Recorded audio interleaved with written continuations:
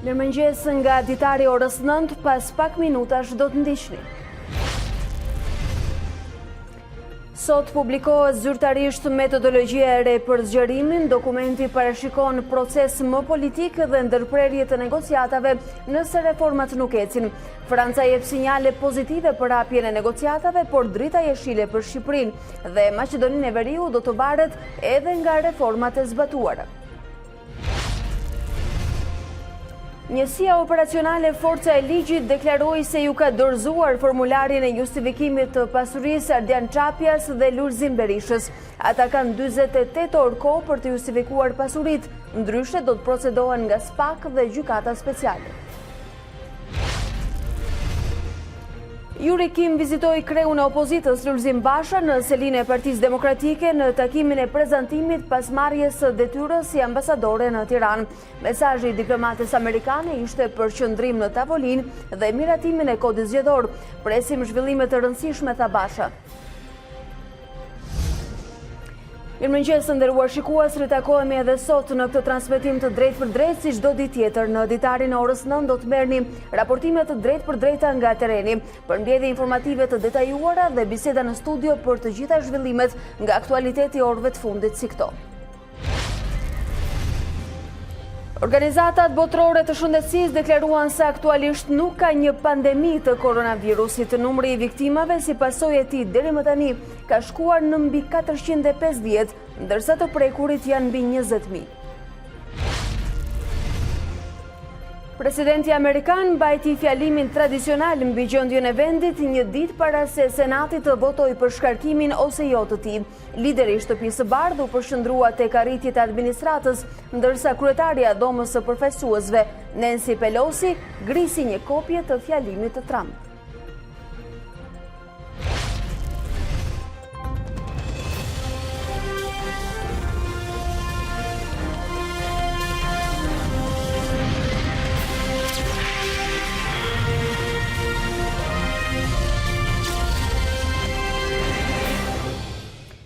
Njësia operacionale Forca e Ligjit ju dërgon formularët e justifikimit të pasurisë ish kreu të bandës së Durrësit Lulzim Berisha, i cili ndodhet në liri me kusht, dhe Ardian Çapjas në Elbasan, i akuzuar për një sër veprash penale. Ata kanë 48 orë afat për të justifikuar pasurinë, ndryshe procedohet me sekuestrimin.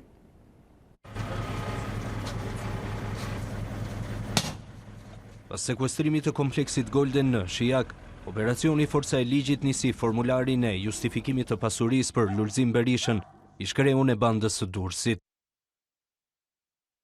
Ky shtetas në vitin 2012 është dënuar me burgim të përjetshëm nga gjykata e krimeve të rënda dhe në vitin 2016 gjykata e apelit Durrës ka vendosur lirimin e tij me kusht. Hetuesit dyshojnë se pas daljes nga qelit, Lulzim Berisha është përfshirë në disa biznese, mes tyre dhe atë të hidrokarbureve, dhe për këtë kërkojnë justifikimin e të ardhurave.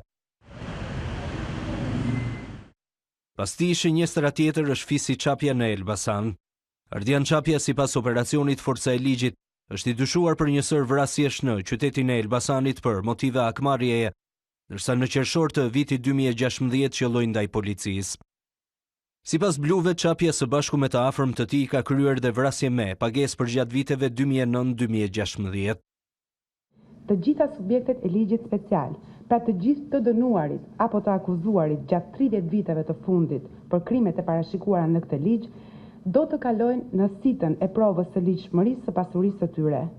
Asnjë përjashtim nuk do të ketë dhe nuk mund të ketë, dhe çdo përpjekje për të tjetërsuar ndërkohë pronën duke përdorur familjar apo të njohur, do të rëndojë të dyja palët.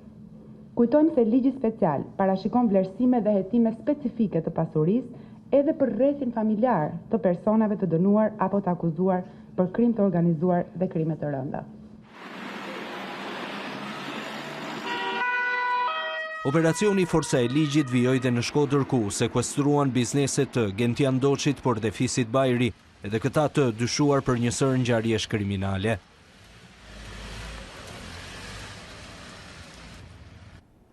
E teksa gjykohej si drejtuesi bandës së Durrësit, Lulzim Berisha u përball me drejtësinë edhe për pasuritë e tij.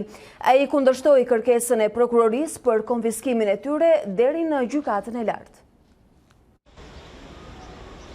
Pasuritë e Lulzim Berishës kanë kaluar një herë nëpër filtrat e drejtësisë, teksa gjykohej si drejtuesi bandës së Durrësit në gjykatën për krimet e rënda, në një proces paralel e njëjtë gjykatë vlerësonte kërkesat e prokurorisë për konfiskimin e pasurive të sekuestruara të tij, që dyshoheshin si të krijuara nga aktiviteti kriminal. Në filtra kaluan pasurinë në emër të tij, të bashkëshortes, të motrës si dhe të ish deputetit Hazir Gashi, me të cilin familja Berisha kishte një marrëdhënie kontraktore, sipas së cilës përfitonte 33 apartamente, dyqan dhe garazhe në një pallat të ndërtuar prej kompanisë së Gashit në truallin e tyre. Në shtator 2009, shkalla e parë e krimeve vendosi të kalojë në pronësi të shtetit 2.5 hektar truall të Lulzim Berishës, që gjendeshin në Durrës dhe rrethina. Ndërkohë 33 apartamente, dyqani dhe disa garazhe të barazvlefshme me 25% të vlerës së pallatit të ndërtuar nga kompania e ish deputetit Gashi u çliruan nga sekuestroja. Ky vendim u prish nga apeli i krimeve të rënda, i cili i kaloi të gjitha pasuritë e sekuestruara të Berishës dhe familjarëve në llogari të shtetit, por çështja u dërgua prej tyre në gjykatën e lartë. Në shkurt 2010, një kolegj penal i kësaj gjykate vlerësoi se vendimi i apelit duhej prishur dhe la në fuqi vendimin e shkallës së parë të krimeve, që i konfiskoi Berishës vetëm 2.5 hektar tokë. Në procesin penal, Lulzim Berisha u dënuar përfundimisht me 25 vite burg për llogari të krimeve të kryera si drejtuesi bandës së Durrësit. Ai u lirua me kusht në vitin 2016. Testi i poligrafit për antarët e Byros Kombëtare të Hetimit ka mbërritur në Shqipëri. Një financim i ambasadës amerikane në Shqipëri, testi i së vërtetës do të aplikohet në të ardhmen edhe për efektivët e policisë në mënyrë periodike. Presioni që shkaktoi dalja e aktit normativ duhet të përgëzuar. Duhet përgëzuar sepse këtë lloj presioni, sado që në mënyrë të lishëm ta jap efektin gjykata ose prokuroria, do të dojë kohë, sepse ne kemi kohën tonë gjatë një çështje ku shkon kërkesa për gjykim apo gjykimi, koha është relativisht e gjatë sepse prokuroria dhe gjykata ngarkojnë personin e dyshuar me barën e provës dhe ai e shtyn për pambarimisht në mënyrë për të gjetur një shtek për të humbur afatet ligjore. Kurse aktualisht kjo akt normativ ka një kohë të përcaktuar, që do të thotë 48 orë ka drejtori i përgjithshëm, ja përcjell prokurorit, i cili brenda 15 ditë duhet të drejtojë gjykatën. Dhe gjykata për 15 ditë nëse nuk shprehet, vendosja e sekuestrës nga ana e drejtorit është e mbaruar. Pra në këtë moment e kufizojmë gjithë këtë qasje, duke mos i dhënë mundësi vetë organeve procedues apo organit të gjykatës të kalojë jashtë afatit, sepse të gjitha veprimet që kryen drejtori i policisë nuk marrin vlerë procedurale nëse nga ana e prokurorisë nuk regjistrohet një procedim. Pra, është prokurori ai që e vlerëson që këto veprime kanë elemente të ndonjë vepre penale apo jo. Sado veprime, sado sekuestrime të ketë kryer policia mbi bazë informacioni, sepse policia vepron me informacion, ne në jurisprudencë kemi provën. Prova është e hartë për neve. A mund të ishte për shembull në qendër të këtij operacioni edhe politikanë të cilët kanë pasuri të pa justifikuara, të cilët e dim se sa rrok kanë dhe e dim se si jetojnë dhe pasuri kanë. A mundet drejtori i policisë të sekuestrojë ndonjë dyshim që mund të ketë në pasuritë e palishme të ministrit Lleshit? Jemi Shqipëri, duhet ta pranojmë. Është njësoj që të jetë Lul Basha nesër ministri brendshëm edhe të jetojë Sali Berisha. Kështu do të funksionojë. Nuk mundet, nuk e kemi atë kurajë neve. Ne jemi në periudhë tranzicioni që vetëm shpikim, por në mënyra selektive ne nuk na shpëton. Ne do të ngjallim shpresë te qytetari nëse kjo goditje mos fillon në Shkodër, kjo goditje mos fillojë në Shija, ka të fillon këtu, në Tiranë. Nuk është se Tirana është qyteti më i pastër, dhe rrethet pasandaj janë. Është pikërisht Tirana, zullumi për cilat përgatitet çdo gjë. Tek anti-KÇK-ja do të detyrohemi ta mbajmë diskutimin edhe mëngjesin e sotëm me zotin Pano Soko, një nga aktivistët e Nis Mështurje. Mirë se vini. Mirë se gjeta. Zoti Soko, besoj e keni ndjekur në koherencë gjithçka çfarë ka ndodhur dhe zhurmën e madhe që ka provokuar ky akt normativ këto ditë. Në këndvështrimin tuaj, çfarë është anti-KÇK-ja dhe pse na duhej? Unë nuk e di faktikisht se kush ka qenë qëllimi i mirëfillt për të nxjerrë një ligj i cili në thelb dublon një ligj që ekziston tashmë. Pra ne kemi ligjin antimafia, i cili presupozon të realizojë të njëjtin proces me të cilin u prezantua dhe anti-KÇK-ja. Vetëm se tashmë atributet pararendëse, pra policia ka disa atribute shtesë, përsa i përket pjesës paraprake të ndërhyrjes, dhe më pastaj çdo gjë do të kalojë pranë prokurorisë apo në gjykatë, siç është dhe hallka finale. E gjithë kjo tamtame që u bë për këtë ligjin anti-KÇK, domethënë për ato forcat e policisë që po bënin ato stërvitje, më kupton, ishte një fasadë. Një fasadë që nuk e kuptoj se kush është thelbi i gjithës. Është fasadë për shkak se ajo çka po përballen ata njerëz, do të jetë një përballje më tepër metafizike sa fizike. Pra nuk do të ketë përleshje aty. Jo, aty do të përballen dokumentat.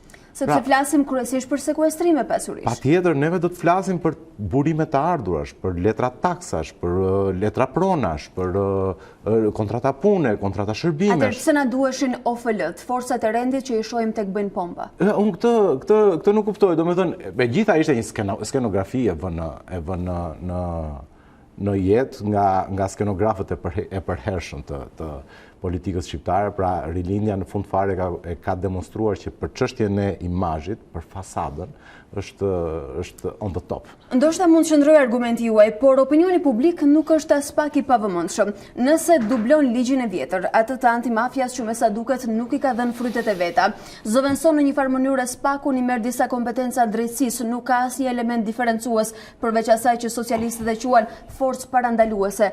Atëherë, a bën punë për imazhin? Shiko, në fund fare, çfarë po përpiqet që të shitet, të paktën nga sa kuptoj unë, është ky fakti që këtu po bëhet diçka për krimin. Tani, pyetja që lind natyrshëm është, më fal, po deri më sot pse s'ke bërë diçka për krimin, sepse ti nuk je dikush që erdhe dje në pushtet edhe sot po më del dhe po më ndërton struktura apo qoftë edhe ligje të cilat do luftojnë krimin. Ka një paralele shkak pasojë që socialistët sot e ngrenë me sistemin e drejtësisë, reformimin e tij dhe vakumet e boshllëke që janë krijuar me procesin e vettingut. A mund të qëndrojë kjo? Thonë se po krijojnë antitrupa për të zëvendësuar antishtetin. Problemi është që ne e kemi tashmë. Pse u desh kjo, pse u desh kujtohemi sot për këtë gjë? Sepse kjo është një gjë që ka kohë që vazhdon. Qoftë sistemin e drejtësisë, qoftë gjykatat, por më e rëndësishme, hajde flasim realitetin. Se linë krimi, si çdo gjë tjetër në Shqipëri e kanë Tiranë, se linë qendrore. Kështu që në qoftë se do të nisë diçka vërtet me thelb, pra diçka vërtet thelbësor, do nisë nga Tirana. Të gjitha të tjera, domethënë të gjithë këto tamtamet që po bëhen janë thjesht fasada. Po të kishte diçka seriozisht nisë nga Tirana, sepse ne dim shumë mirë që krimi pa mbështetje politike, ai kriminali as kokë nuk e çon që ta shohësh në sy. Megjithatë, zoti Sokua, besoni se harta ku është e pozicionuar, le të quajmë, ajo lloj vijimësie e krimit në vend është e rëndësishme, sepse nëse do të ketë seriozitet të kësaj fushate deri në dhjetor, nuk është e rëndësishme ndoshta gjeografikisht se ku do të nisi ky aksion. Jo, ka të bëjë me peshën metafizike të krimit. Pra po themi që krimi është i orientuar nga politika, krimi është i drejtuar nga politika, krimi e merr forcën, e merr gjithë energjinë e vet nga politika. Fakti që është këtu ku është sot është sepse politika ka lejuar që të jetë ku është. Kështu që po luftuam shkakun, është e kohë të luftojmë pasojën. Kriminalet në rrugë janë pasojë.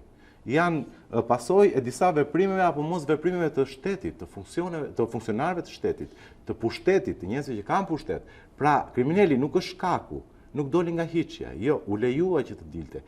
Pra, nëse ne nuk luftojmë shkakun, shkaku është ai që e lejoi kriminalin që të dilte, ai që e lejoi kriminalin të ngritte kokë, ai që e lejoi që të trafikonte drogën, ai që e lejoi ta mbyllte Shqipërinë me kanabis, pra po luftuam këtë shkak, atëherë të gjitha këto fasadat e tjera mund na e kursejnë e të mbyllim perdet dhe të vazhdojmë jetën. Megjithatë, nëse jemi tek fasada dhe nëse ky është qëllimi dhe nevoja që kemi aktualisht, a besoni se do të kenë kurajon të bëjnë vërtet disa shembuj konkret që ndoshta do duhet të ishin në listën e zezë? Jam dakord të bëhen, por unë nuk jam për ta mbuluar plagën. Çfarë po bëjmë? Po përpiqemi që t'i vëmë një shtresë sipër asaj plagës që duhet ta kishim luftuar në themel, duhet ta kishim luftuar deri në rrënjë. Por nëse do duam ta shërojmë vërtet, duhet t'i gjejmë rrënjën plagës. Krimi ku e ka rrënjën? E ka te politika. Prandaj flas dhe pyes për kurajo, a do të shkojnë dot tek rrënja? Absolutisht jo. Nuk besoj fare. Nuk besoj fare se do të shkojnë tek rrënja. Jo kjo. Për shkak të pengut të lidhjeve, po më thonë. Patjetër, sepse kjo është si me godit veten. Normalisht nuk do ta bëjnë dot. Shpresa më e madhe për ta bërë është ai sistem drejtësie që ne besojmë se kemi ndërtuar. Pra, deri tani nuk e kemi vërtetuar, por ne besojmë, shqiptarët besojmë se është ndërtuar një sistem i ri drejtësie. Spaku ndoshta, edhe aty ndoshta, me pikë pyetje. Strukturat tilla, ligjet tilla, këto bëhen për çështje selektive. Megjithatë, në çdo rast, drita jeshile do duhet të vijë nga SPAK. Natyrisht, shiko, unë e thashë në fillim, kjo është një dublim qoftë institucional, qoftë edhe ligjor, qoftë legislativ. Pra kemi dublim të ligjit antimafia, kemi edhe dublim të një strukture siç është SPAK-u dhe BKH-ja që do të krijohet. Pra nuk ka pasur një nevojë të angazhimit policor kaq të madh. Nuk ka një nevojë sepse struktura ligjore e parashikon këtë gjë. Pra ka një kornizë rregullatore. Po ekziston, neve luftuam për këtë gjë, ne pikërisht për këtë luftuam. Pra, miratuam reformën drejtësi, vetëm që të vinim te pika ku SPAK-u dhe BKH-ja të kishin duart e lira për të marrë me kriminalin, që nga ai që e ka lejuar e deri tek ai që e ka zbatuar këtë gjë. Kështu që dublimi në këtë moment unë nuk e kuptoj se ku e ka vlerën. Zoti Soko, përllogarisim alternativën më të mirë të mundshme, se ky mision do të jetë rezultativ, i suksesshëm dhe do të çojë deri në fund ato objektiva që ka thënë se ka paracaktuar para se të niste në praktik. A besoni se do të ketë ndikim të drejtë për drejtë ose automatik edhe në ekonominë e vendit ose në rregullimin e tregut, apo thjesht do ta bëj shtetin menaxher të këtyre pasurive të sekuestruara? Shiko, në qoftë se këtu vërtet ka një sinjal për luftën e vërtetë, dhe thash kush është lufta e vërtetë. Pra të shkohet te koka, jo të qëndroj tek kapi çapja në kap atë, sepse ai Lulzim Berisha nuk do rikot. Atë e nxori dikush. Pra nuk është kot jashtë ai. Por problemi është duhet shkohet tek ai që ka nxjerr apo tek ai që ka lejuar që të dali. Pra të gjitha këto, nëse shkon deri në fund, nëse shkohet deri në fund, po patjetër. Çlirohet ekonomia, këtu njerëzit fillojnë të ngrinë besimin, konsumi fillon dhe çlirohet sepse njerëzit fillojnë besojnë që këtu më në fund gjërat do funksionojnë. Këtu ka një shtet i cili përgjigjet, ka përgjegjësi, mban përgjegjësi për kontrollin e jetës qytetarëve, për kontrollin e mirëqenies së qytetarëve. Kthimi i shpresës është një gjë që do të jepte hov jo vetëm ekonomisë, por gjithë jetës sociale dhe politike në Shqipëri. A do të harri me këtë ligj anti-SPAK? Unë se besoj. Të jam shumë i sinqert, jam shumë skeptik, sepse edhe lista që pash ishte thjesht tek ta pasojat. Pra, çapja ky dhe ky janë pasojat. Ta nuk janë shkaqe. Ka një afat deri në dhjetor dhe do na duhet presim. Ndërkohë për fund do t'ju pyes ku është e fokusuar nisma thurjes së fundmi. Kemi takimin e Tiranës në datën 15 shkurt, kemi takim masiv në Tiranë për të prezantuar kartën 2020, pra janë një set me propozime që ne mendojmë që të diskutojmë me publikun. Do t'i bëjmë efektive në ditët dhe muajt në vijim, natyrisht edhe për të diskutuar edhe mbi një opinion të gjerë për atë çka duhet Shqipëria për dalë nga ky kolaps 30 vjeçar në cilin është futur. Na duhet patjetër një ripërtëritje e re si shtet. Pra na duhet vërtet një ringritje si shtet, sepse kemi rënë aty ku nuk mbanëm. Kështu që hajde të diskutojmë se çfarë duhet bëjmë. Madje edhe kur përdorni këtë termin diskutim me publikun, duket se ngjallë një lloj entuziazmi sepse bën diferencën, publiku e ka harruar të pjesën e diskutimit. A besoni se provokoni tek ata arrini që ndoshta ata të kenë nevojë për të komunikimin ose të bëhen pjesë integrale e tij? Shiko, për çfarë kemi nevojë sot? Sot kemi nevojë që të pyetemi. Pra sot kemi nevojë që të flasim me njëri tjetrin. Sot të ardhur nga një histori 30 vjeçare ku njëshi e dinte, pra e dinte dikur e dinte Nano, pastaj e dinte Berisha, tani e di Rama, çdo gjë e di Rama. Më kupton çfarë do bëhet e di Rama. Del Rama thotë do bëjmë këtë, do bëjmë atë. Jo. Kemi nevojë të flasim. Sepse ky popull ka nevojë që të diskutojë me njëri tjetrin, sa më gjerë që të jetë vendimmarrja, sa më gjerë që të jetë diskutimi. Aq më mirë do të vijë dhe kjo do të japi, ne do të japim një shije se si është vërtet demokracia. Prandaj ju pyes për shijen e takimeve që keni pasur, a kanë nevojë dhe a flasin me ju këta njerëz? Patjetër nuk diskutohet. Shiko, tash me eksperjenca 30 vjeçare i ka bërë që të gjithë pak nga pak ekspert në këtë punë, sepse të gjithë e kanë kuptuar se ku nuk ecin gjërat, kush është shkaku kryesor pse nuk ecin gjërat. Dhe të gjithë kanë diçka për të thënë, kanë diçka për të propozuar. Sa më shumë të mblidhemi, sa më shumë të propozojmë, sa më mirë të diskutojmë me njëri tjetrin, aq më të mira do të jenë ato vendime që do të marrim, aq më të mira do të jenë ato politika që do ndiqen, aq më të mira do të jetë dhe ardhmja e natyrisht dhe mirëqenia e qytetarëve, edhe shpresa do të rritet. Ndoshta kontribuojmë duke folur për të mirën. Unë ju falenderoj që ishit sot këtu. Falenderoj ty. Vetëm pas pak në ekranin e A2 do të ndiqni, Yuri Kim vizitoi kreun e opozitës Lulzim Basha në selinë e Partisë Demokratike në takimin e prezantimit pas marrjes së detyrës si ambasadore. Mesazhi i diplomates amerikane ishte për qëndrim në tavolinë dhe miratimin e kodit zgjedhor. Presim zhvillime të rëndësishme, tha Basha. Organizata botërore e shëndetësisë deklaroi se aktualisht nuk ka një pandemi të koronavirusit. Numri i viktimave si pasojë e tij deri më tani ka shkuar në mbi 450, ndërsa të prekurit janë mbi 20.000. Presidenti Amerikan mbajti fjalimin tradicional mbi gjendjen e vendit një ditë para se Senati të votojë për shkarkimin ose jo të tij. Lideri i Shtëpisë së Bardhë u përqendrua tek arritjet e administratës, ndërsa kryetaria e Domës së Përfaqësuesve, Nancy Pelosi, grisi një kopje të fjalimit të tij.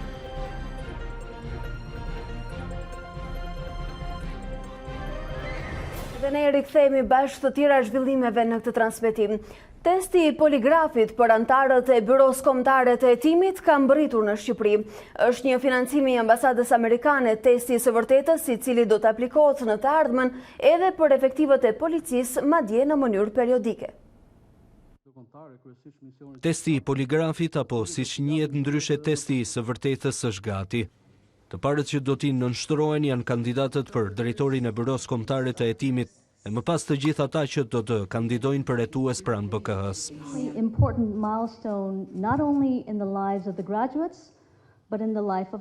Do ta cilësoja një gur kilometrik. Përparimi i reformës në drejtësi është një nga elementet e rëndësishëm për të ardhmen. Shqipëria ka ligjin e ri për SPAK-un që kërkon që antarët e Byros Kombëtare të Hetimit t'i nënshtrohen testit të poligrafit. Të egzaminues do të kenë aftësi për të zbatuar ligjin e ri të SPAK. Ata janë një tjetër armë në arsenalin e Shqipërisë për të luftuar korrupsionin dhe për të zbatuar shtetin ligjor. Ministri i Brendshëm Sandër Leshaj tha se do të donte që testi i poligrafit të niste nga vetë ai, ndërsa mëtej u ndal tek operacioni Forca e Ligjit. Synon një goditje vendimtare kundër krimit të organizuar, kryesisht në një pikë që historikisht është konsideruar si një lloj tabuje e paprekshme. Shterrimi i financave kriminale, konfiskimi i pasurive dhe aseteve kriminale dhe shkatërrimi i modelit të biznesit kriminal janë objektivat madhore të kësaj përpjekje.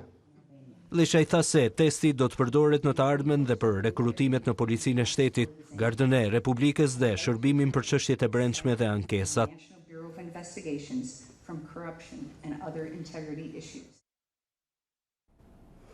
Kryeministri i vendit Edi Rama ndodhet në Shtetet e Bashkuara të Amerikës, ku do takohet edhe me sekretarin e shtetit Mike Pompeo. Si kryeministri i Shqipërisë, por edhe si kryesuesi i OSBE-s, do të jetë pjesë e diskutimeve në Këshillin Atlantik. Ndërkohë, Juri Kimi ishte edhe në zyrën e kryedemokratit Lulzim Basha, me të cilin bëri edhe takimin e parë prezantues, por ajo nuk ishte vetmja përfaqësuese ndërkombëtare në agjendën e kreut të PD-s, që shtrëngoi gjithashtu duart me presidentin e Parlamentit Evropian dhe një delegacion të nivelit të lartë nga Këshilli i Evropës. E marta ishte një ditë e ngjeshur për Lulzim Bashën. Ambasadores së Shteteve të Bashkuara të Amerikës ju prezantua zyrtarisht kreu i PD-s, i garantoi angazhim në zbatimin e reformave dhe zgjidhjen e krizës politike. Pas takimit me të, Basha paralajmëroi zhvillime politike në ditët në vijim. Do të jetë plot me lajme, me prioritete, me zhvillime, por një gjë ju siguroj, gjithçka që po bëhet për të shërbyer një qëllimi që shkon përtej Partisë Demokratike dhe opozitës, qëllimit për t'i dhënë shqiptarëve një rrugë shprese dhe dalje nga kriza. Ndërsa ambasada e Shteteve të Bashkuara njoftoi se Kim ka kërkuar që palët qëndrojnë në tryeze të përfundojnë reformën zgjedhore. Diplomati amerikane ishte e fundit e një serie takimesh me ndërkombëtarët në selinë e PD-s. Angazhimin për zgjidhjen e krizës politike Basha ja shprehu më herët dhe David Sassolit, presidentit të Parlamentit Evropian. Partia Demokratike dhe Opozita e Bashkuar po bën gjithçka që aspirata e qytetarëve shqiptar për hapjen e negociatave me Bashkimin Evropian të bëhet realitet sa më parë. Bashkimi Evropian dhe respektimi i vlerave europiane është e ardhmja e vetme e Shqipërisë, pavarësisht krizës që vendi po kalon. Ndërsa me delegacionin e Kongresit të Autoriteteve Rajonale të Këshillit të Evropës, diskutimi u fokusua kryesisht tek 30 qershor i shkuar, reforma zgjedhore dhe ajo territoriale. Ndërsa Komisioni Europian prezanton sot në Bruksel metodologjinë e re të zgjerimit të Bashkimit Evropian. Në dokumentin që do të bëhet publik nga komisioneri për zgjerimin Oliver Varhelyi, thuhet se pavarësisht se BE-ja mbetet e përkushtuar për të pranuar në gjirin e saj shtetet e Ballkanit Perëndimor, i gjithë procesi e efektivitetit të negociatave duhet të përmirësohet më tej. Procesi duhet të jetë i pajisur më mirë për të përballuar dobësitë strukturore të vendeve, veçanërisht në elementët themelor, si drejtësia dhe të drejtat bazike, liria dhe siguria ekonomike, funksionimi i institucioneve demokratike, reforma në administratën publike, statistikat dhe kontrolli financiar, thuhet në dokument. Propozimi përfshin mundësinë e ndërprerjes së procesit të bisedimeve dhe kërkohet që masat ndëshkuese, në rast se procesi i reformave nuk ecën përpara ose bën hapa pas, të jenë të forta dhe proporcionale me surinë e shteteve kandidate. Komisioni Evropian do të funksionojë në këtë rast me udhërrëfyes në mënyrë që kërkesat të jenë të qarta dhe zbatimi i tyre i matshëm nga vendet anëtare, të cilat nuk do ta lënë çdo gjë në dorë të burokratëve të Brukselit. Ata do të japin edhe mendimet e tyre për raportet vjetore të progresit në mënyrë sistematike, ndaj do të dërgojnë në terren ekspertët e tyre për monitorim. Por ndërkohë sinjale të mira vijnë nga Parisi. Franca drejtheqjes së barierave për hapjen e negociatave të antarësimit të Bashkimit Evropian me Shqipërinë dhe Maqedoninë e Veriut. Parisi është në pritje të planit të ri reformues të procesit të zgjerimit, por për vendimin do të marrë në konsiderat edhe progresin e të dyja vendeve. Sinjale pozitive vijnë nga Franca sa i përket negociatave të antarësimit me Shqipërinë dhe Maqedoninë e Veriut. Qeveria e Parisit tha se do të mbështesë një draft reform për mënyrën se si Bashkimi Evropian do të menaxhojë negociatat me shtetet kandidate, potencialisht duke i hapur rrugën çeljes së bisedimeve me Tiranën dhe Shkupin. Sipas asaj që raporton media ndërkombëtare Politico, ministria franceze për BE-n, Amélie de Montchalin, kërkon që reforma të adoptohet përpara se të jepet drita jeshile për të dyja vendet muajin e ardhshëm. Në bazë të situatës që do të raportojë Komisioni Evropian në mars, ne duhet të sigurohemi që kushtet janë përmbushur. Plani i ri për metodologjinë e zgjerimit do të prezantohet këtë javë në Bruksel nga komisioneri për zgjerimin, Oliver Varhelyi. Ministria franceze tha se ka pasur një bisedë shumë konstruktive me zyrtarin e Brukselit, por kërkoi që procesi i integrimit të jetë i kthyeshëm. Ndërsa saktësoi se drita jeshile për Shqipërinë dhe Maqedoninë e Veriut nuk do të varet vetëm nga plani reformues. De Montchalin theksoi se vendimi i Francës do të ndikohet edhe nga progresi në të dyja vendet dhe reformat e zbatuara. Sa i përket çështjes së negociatave, Financial Times publikoi një shkrim në të cilin theksohet se plani i ri i Bashkimit Evropian për zgjerimin do të përfshijë investime dhe integrim të afërt me politikat, tregjet dhe programet e Unionit. Gjithashtu media ndërkombëtare thekson se reforma e re e Brukselit shton shanset për një dritë jeshile për negociatat me Tiranën dhe Shkupin. Delegacioni i nivelit të lartë të Kongresit të Autoriteteve Lokale dhe Rajonale të Këshillit të Evropës i nisi takimet me presidentin Meta. Zyrtarët e lartë ndodhen në Shqipëri në një mision faktmbledhës lidhur me situatën e demokracisë, veçanërisht pas zgjedhjeve të qershorit të kaluar.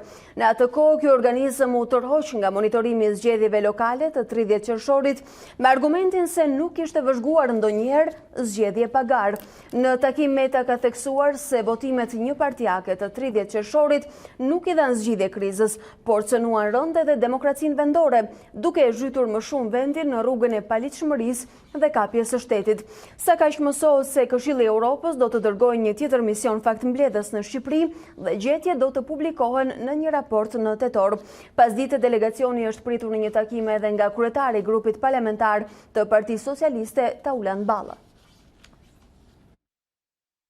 Presidenti i Republikës për 3 bashki për të cilat mandati kryetarëve të bashkisë ka mbaruar, shpresojmë që në një moment të duhur, qoftë për bashkinë e Shkodrës, qoftë për bashkinë e Durrësit Data të Vorrës, bazuar dhe në parashikimet e kushtetutës, të ligjit qeverisë vendore dhe të kodit zgjedhor, të përcaktoj brenda kohës së mundshme Kujtoj këtu që për sa i përket të Durrësit dhe Vorrës jemi në kushtet e emergjencës civile dhe sapo emergjenca civile të ketë përfunduar, Presidenti i Republikës të ketë dekretuar datën për 3 bashkitë.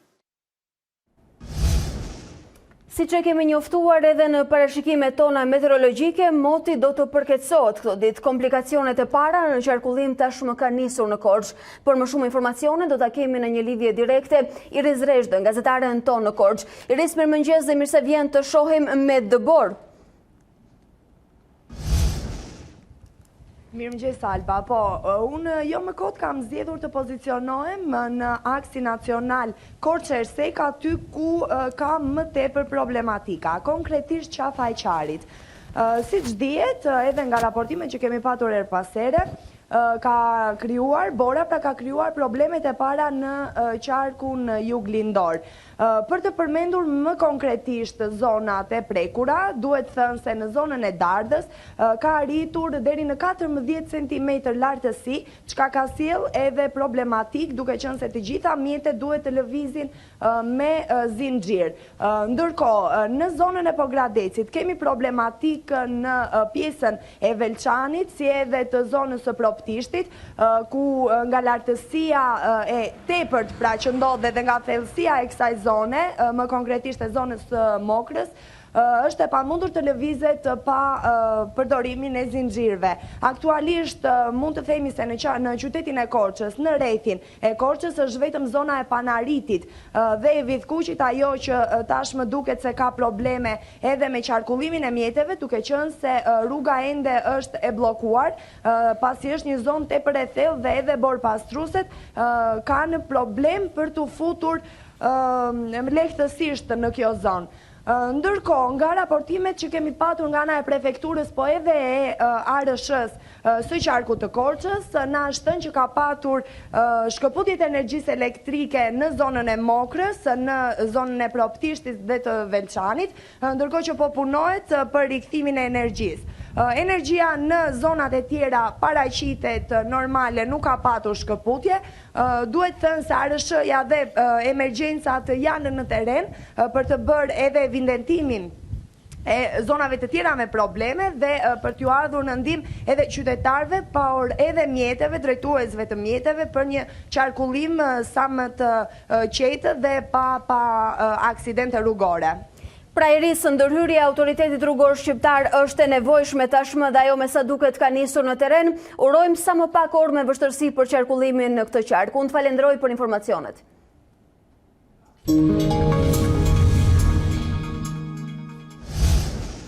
Lufta kundër informalitetit nuk do të zhvillohet më me aksione, por bazuar në analizën e riskut. Veç kësaj deklarate, Ministrja e Financave Anila Denaj sqaroi se edhe deklarimi online do të jap fund abuzimeve që bëjnë kompanitë me 2 bilance.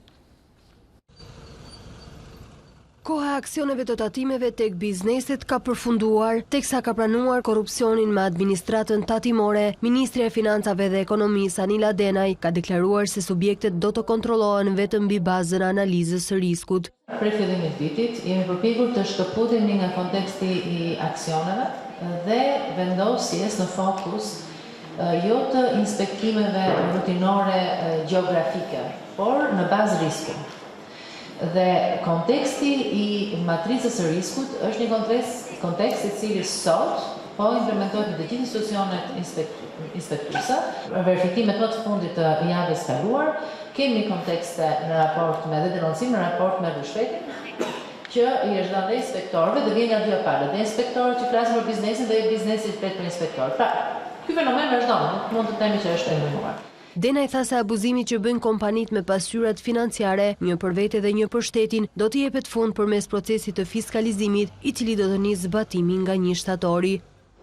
Synimi është që në vitin 2021 i gjithë procesi i informacionit nëpërmjet faturimit jetë elektronik dhe kjo të ushtrojë një presion akoma më të shtuar drejt qasjes së pasuriave financiare reale dhe jo atyre fiskale që sot gjykojmë janë shumë larg realitetit. Ndërkohë bizneset evidentojnë si mjaft shqetësuese mungesën e transparencës, konkurrencën e pandershme si dhe korrupsionin. E ne zhvendosemi me informacione në Kosovë. Pas një ceremonie solemne, Albin Kurti mori zyrtarisht postin e kryeministrit të Kosovës. Zëvendës kryeministri i parë, Bexhet Pacolli, bëri dorëzimin e detyrës në mungesë të Haradinajt, ndërsa Kurti mbajti dhe mbledhjen e parë të qeverisë. Albin Kurti tashmë është zyrtarisht kryeministër i Kosovës pasi mori detyrën me një ceremoni solemne në godinën e qeverisë në Prishtinë. Por për t'i dorëzuar postin nuk ishte i pranishëm ish kryeministri Ramush Haradinaj, detyrën e të cilit e përfundoi Bexhet Pacolli, ish zëvendës kryeministër i parë. Kurti I bëri hapat e para drejt qeverisë duke shkelur në tapetin e kuq dhe nën interpretimin e himnit shtetëror të Kosovës. Kryeministri I ri u përshëndet edhe nga garda ceremoniale e ushtrisë së Kosovës, që ishin rreshtuar për nder të tij. Pas ceremonisë u zhvillua dhe një takim mes Kurtit dhe ish zëvendës kryeministrit Pacolli në ambientet e kabinetit të kryeministrit. Aty u bë dorëzimi dhe pranimi zyrtari I detyrës. Kurti nuk humbi kohë dhe menjëherë mbajti mbledhjen e parë të kabinetit të ri dhe lëshoi një porosi për ministrat e tij.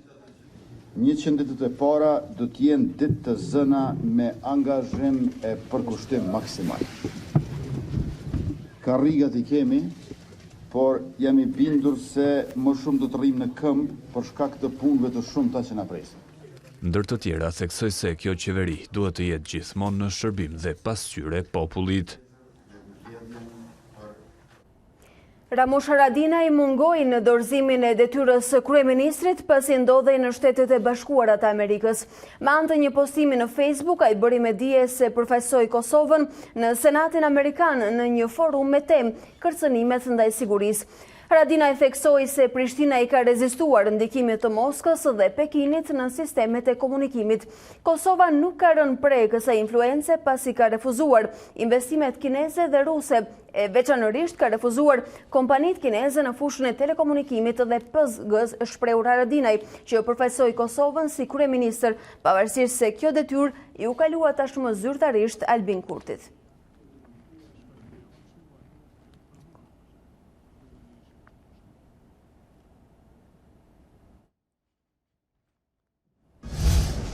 Në këto momente është ministri Bledi Çuçi I cili pritet të prezantojë faturën financiare të kostove pas tërmetit të 26 nëntorit. E ndjekim për pak.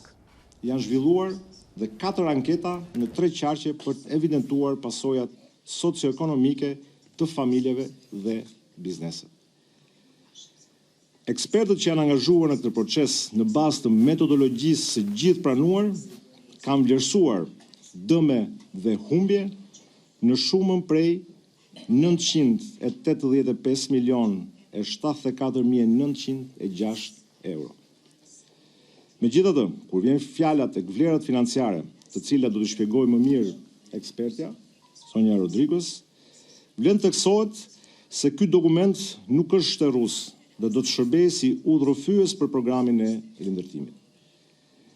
Unë gjej rastin këtu të falenderoj në mënyrë të veçantë nëpërmjet përfaqësuesve tyre të 3 organizatat që na asistuan kaq ngushtë dhe në mënyrë shumë profesionale, Bashkimin Evropian, Agjencitë e Kombeve të Bashkuara dhe Bankën Botërore.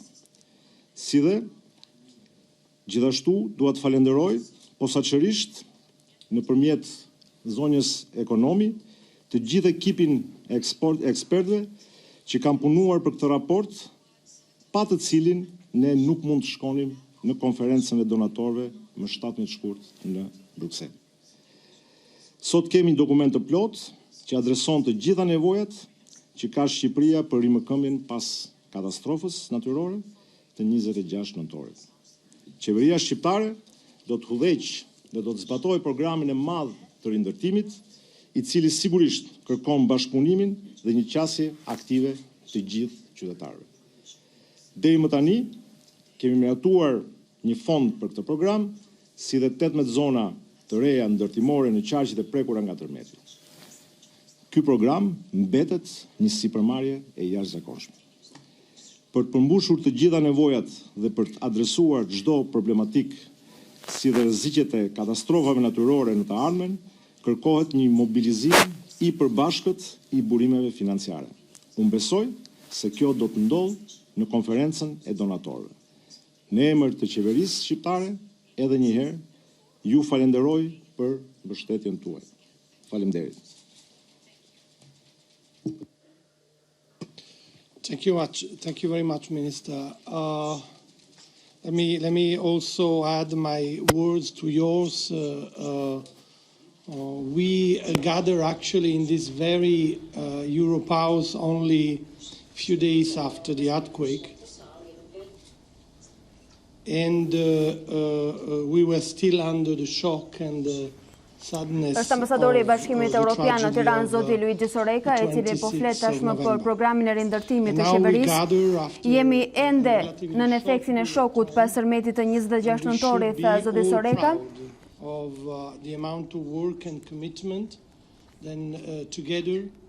Tashmë ministritë e ngarkuara me këtë punë dhe Komiteti i Rindërtimit të Shqipërisë në bashkëpunim me ne të gjithë po bëjnë një punë që Shqipëria të rimëkëmbet.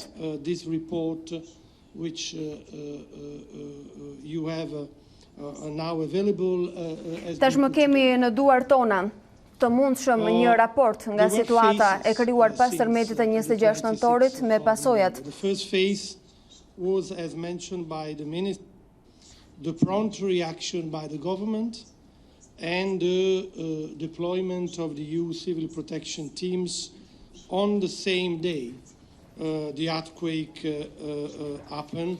This helped the Albanian authorities to cope with the disaster by deploying Në të njëjtën ditë kur fatkeqësia ndodhi, pra tërmeti 26 nëntorit, kemi parë gatishmërinë edhe ndihmën e qeverisë shqiptare, jo vetëm, edhe të gjitha këshillave të tjera europian dhe mbrojtjeve ndërkombëtare, të cilët ishin të gatshëm që të bëhen pjesë e kësaj rimëkëmbje të nevojshme për Shqipërinë. Për kapacitetet e ndërtimit, të cilat tashmë do të jenë të domosdoshme për vendin.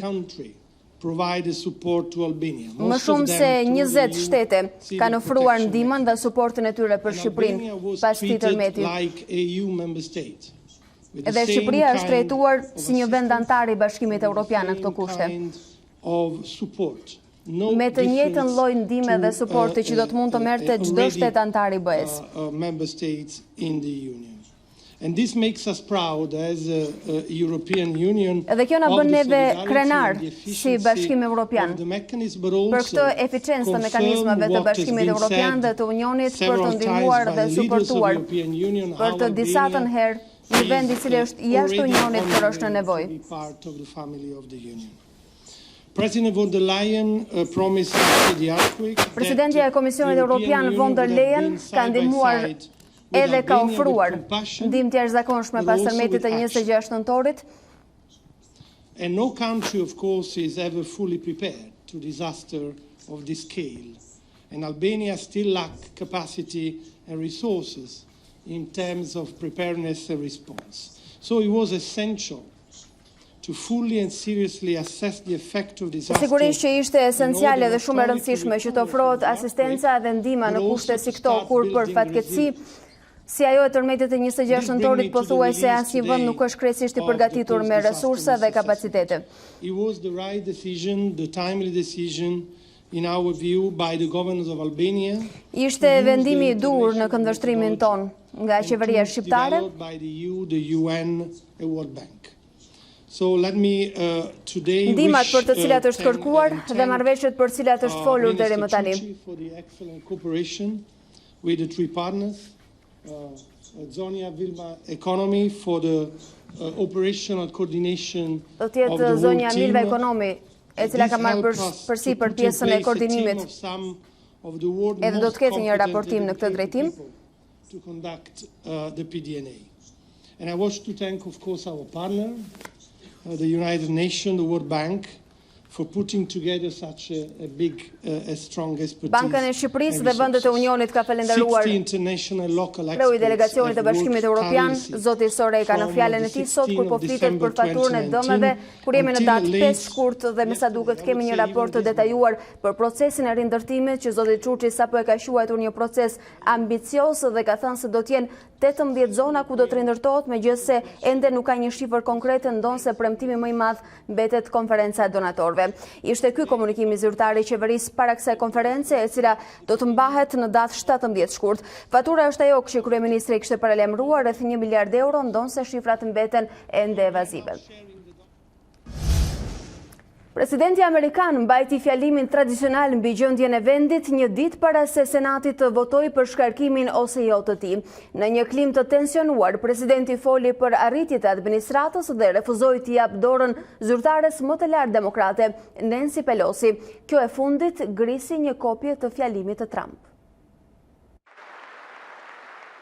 Presidenti Amerikan Donald Trump mbajti fjalimin tradicional për gjendjen e vendit në një klim të tensionuar në Washington, një ditë para votimit në Senat për shkarkimin ose jo të tij, por kreu i Shtëpisë së Bardhë përqendrua tek sukseset e administratës së tij, duke thënë se Shtetet e Bashkuara janë më të forta se kurrë.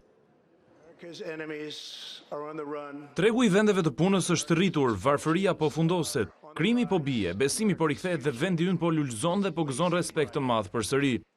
Armiqtë e Amerikës janë në arati. Mirëqenia e Amerikës është në rritje dhe ardhmja e Amerikës është e shkëlqyer. Ligjvënësit republikan thërrisnin edhe 4 vite të tjera, ndërsa përçarjet me demokratët ishin më të dukshme se kurrë. Në përballjen e parë me zyrtaren më të lartë demokrate dhe kritikën e tij më të zëshme Nancy Pelosi, Trump refuzoi të jepte asaj dorën, ndërsa i drejtohej podiumit për fjalimin e shumëpritur, ndërsa kryetaria e Dhomës së Përfaqësuesve grisi një kopje të fjalimit të presidentit në fund të fjalës së tij. Kur presidenti akuzoi demokratët se kishin planifikuar të detyronin taksapaguesit amerikan, të siguronin kujdes shëndetësor falas emigrantëve pa dokumenta, Pelosi u pa duke thënë disa herë, nuk është e vërtetë. E megjithatë ajo e duar trokiti presidentin kur ai foli për investimet në infrastrukturë dhe kur prezantoi të ftuarin e tij, liderin e opozitës venezuelane Juan Guaido. Në një sulm të qartë ndaj paraardhësit të tij Barack Obama, Trump u shpreh: Në vetëm 3 vjet ne përmbysëm mentalitetin e dobësimit ekonomik dhe refuzuam të kurrjen e fatit të Amerikës. Po bëjmë përpara në hapa të paimagjinueshëm. Trump foli gjithashtu për politikat tregtare që sipas tij po e forcojnë Amerikën, përmendi rritjen e kontributeve të aleatëve ndaj NATO-s dhe tha se 100% e kalifatit të Shtetit Islamik ishte shkatëruar. Se situata e motit do të bëjë problematike në ditët në vijim e kishim paralajmëruar edhe në parashikimet tona, por cilat janë zonat më me probleme dhe si do të jenë orët e ardhshme, na e thot Tanja Porja mëngjesin e sotëm. Mirëmëngjes Alra, mirëmëngjes shikues të A2 në fakt do doja të ndaloja tek problematika e momentit ku kemi përveç dëborës dendur do të thosha që ka rënë në zonat lindore gjatë natës, vjen dëbora tjetër fokusuar kryesisht në juglindje dhe pikërisht në malsinë në shtrirje nga malsia e Librazhit poshtë në Korçë dhe në Ersek. Dhe jo vetëm që po bie në rreshtë dëbore, do të vijojnë deri në orët e mesditës me një intensitet her pas here mesatar, por kryesisht sasi të pakta sepse pjesa më e madhe ka rënë. Këto janë të ndihmuar edhe nga shpejtësia e erës, e cila zbret dëborën nga shpatet e maleve drejt luginave ku janë të shtrira dhe akset rrugore të territorit shqiptar, duke shkaktuar probleme edhe në trafikun rrugor. Ndërsa pjesa tjetër problematike paraqitet në brigjet detare dhe kryesisht në brigjet e detit Tijon, por edhe në det të hapur, ku dallgëzimi mbetet mbi 8 ball, duke shkaktuar probleme në trafikun detar. Megjithatë, përgjithsisht situata e motit parashikoj që të ketë një përmirësim në thuajse gjithë parametrat, duke përjashtuar temperaturat, të cilat nga ora në orë do të vinë duke zbritur, duke bërë që sonte në mesnatë dhe pas mesnatë të kemi vlera negative në të gjithë territorin shqiptar. Kjo do të shkaktoj problemin e ngricave në rrugë, pasi megjithëse do të kemi rreshje dëbore Pra, dita e nesërme dhe deri në fundjavë, problematike do t'jenë temperaturat duke shkaktuar ngrica në pjesë më të madhe të territorit shqiptar, pasi kemi zbritje të temperaturave nën zero në 95% të territorit. Nesër priten temperatura shumë të ulta në mëngjes dhe në mesditë, ndërkohë edhe dita e premte vjon pak a shumë të njëjtat vlera termike, pra një tablo shumë e ftohtë e motit në territorin shqiptar, por kryesisht e kthjellët dhe presim një përmirësim të vlerave termike, pra një rritje të temperaturave vetëm në fundjavë të shtunën, të dielën dhe më të ndjeshme gjatë ditës së hënë. Mbetet problematike, theksojmë, era dhe dallgëzimi në det, rreshtit e dëborës kryesisht në zonat juglindore, por edhe temperaturat të cilat nuk do të favorizojnë qarkullimin rrugor për shkak të ngricave që sa vjen dhe shtohet në të gjitha akset rrugore shqiptare. Një shkurt i ftohtë Tanja Porja, urojmë t'jenë ditë të shkurtra, unë të falenderoj për informacionin e vazhdueshëm. Të nderuar shikues, ne kemi mbërritur në fund, unë ju falenderoj që na ndoqët, bashkëritakojmë sërish në ditarin e orës 13, ju vazhdoni dhe ndiqni informacionin në A2 CNN.